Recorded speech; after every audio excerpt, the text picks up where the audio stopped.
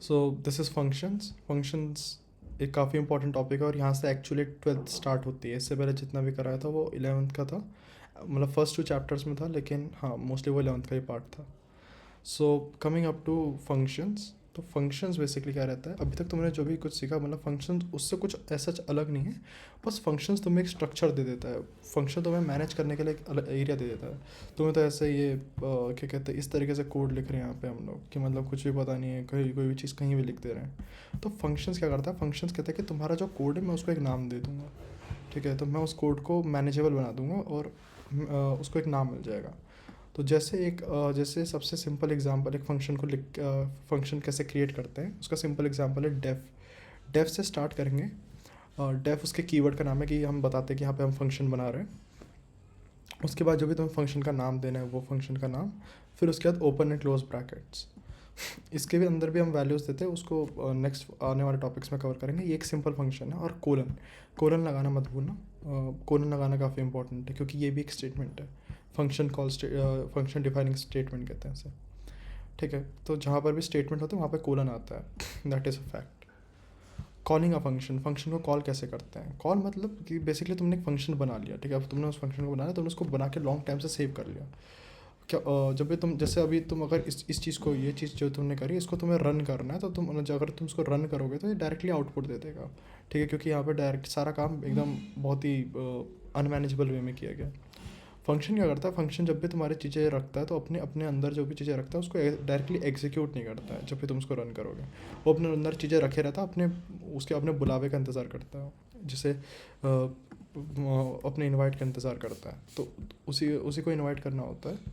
तो फंक्शन को कॉल कैसे करते हैं, उस फंक्शन का नाम और वही जो ब्रैकेट्स हैं, ब्रैकेट्स दे देते हैं। अब ये ब्रैकेट्स के अंदर अगर कुछ यहाँ पे वैल्यूज़ पैरामीटर्स वगैरह कुछ वैल्यूज़ एक्सेप्ट करने के लिए बोला है उसने, तो वो भी दे देंगे। वो भी हम आने वाले टॉपिक्स में कवर करेंगे। तो अगला टॉपिक है आर्ग्यूमेंट्स। हाँ, ये आ गया।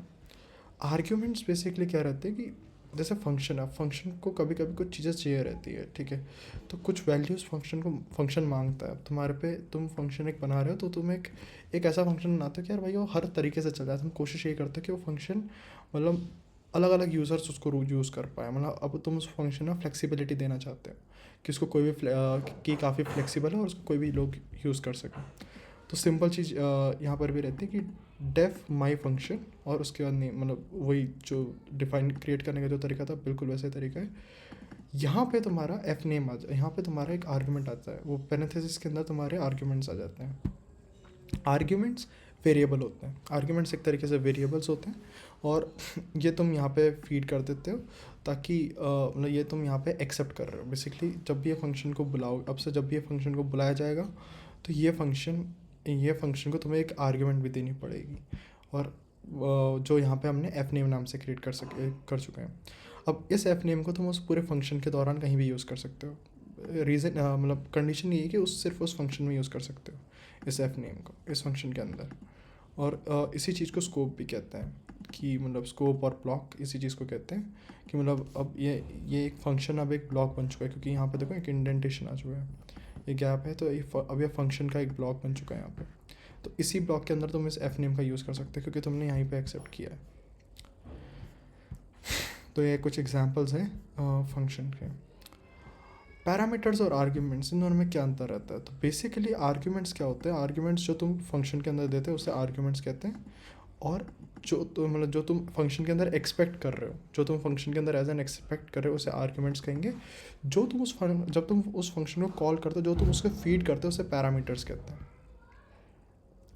ठीक है, तो जो तुम उसको sorry sorry my bad actually जो तुम फंक्शन के अंदर लेते हो, जो फंक्शन यहाँ पे एक्सेप्ट कर रहा है, इसे पैरामीटर्स कहते हैं।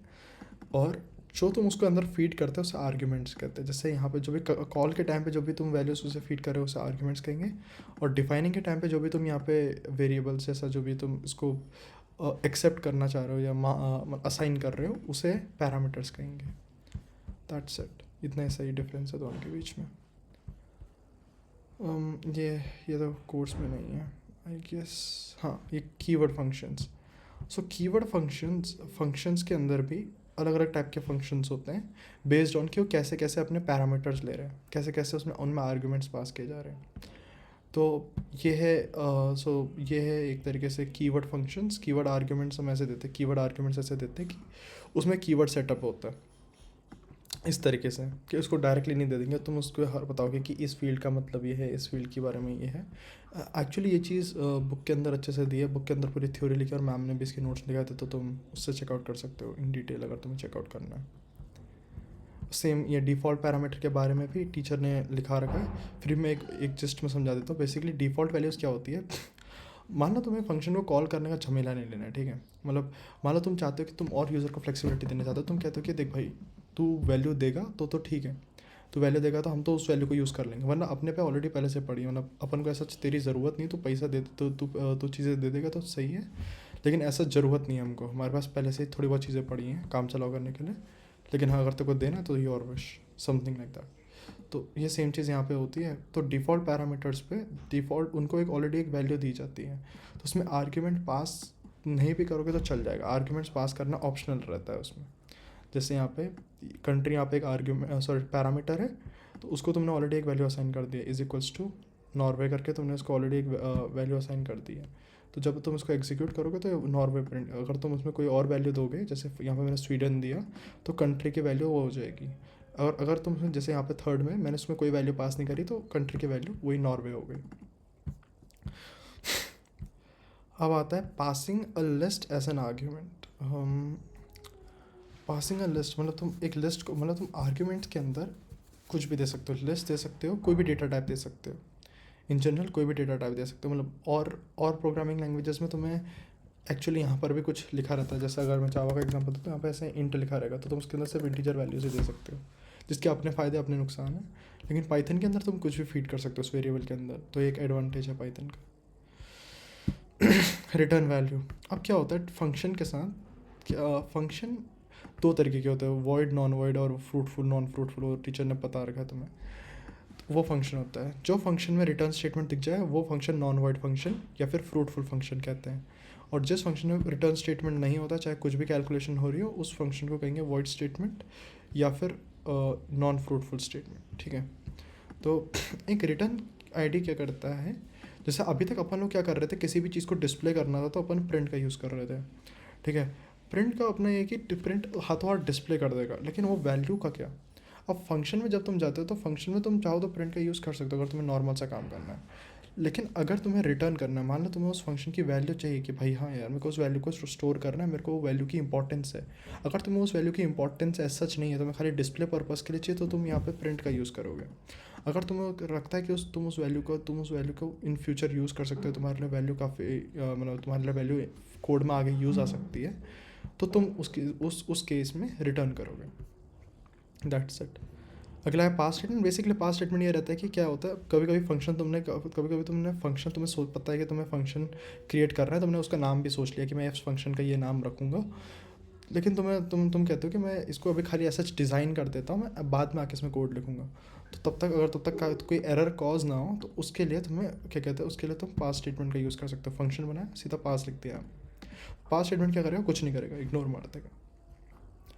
अब रिकर्जन तो एक्चुअली कोर्स में नहीं है, तो आई डोंट थिंक इसका कुछ यूज़ होगा। अब ये कुछ एक्सरसाइजेज हैं यार, कुछ एक्सरसाइजेज हैं, तो तुम चाहो तो इसको यूज़ कर सकते हो। अगर तुमने एक्सरसाइज कर ली तो प्रोबेबली अभी तक जितना तुमने करा था वो सारा चीज़ तुम्हारा क्लियर हो जाएगा। मतलब अगर तुमने ये एक्सरसाइज के थ्रू मतलब गो थ्रू हो गए इस एक्सरसाइज के थ्रू, इसमें करीब 4 एक्सरसाइजेस हैं, ठीक है। चारों को अगर तुमने कर लिया तो प्रोबेबली तुम्हारा अभी तक का ये फंक्शंस तक का जितना भी कराया है वो फंक्शंस तक तुम एकदम क्लियर हो चुके हो on the concept basis. Theory basis तो पता नहीं, थ्योरी तो तुम्हें सुमित्रा अरोड़ा से पढ़नी पड़ेगी, लेकिन हाँ कॉन्सेप्ट बेसिस पे तुम क्लियर हो जाओगे।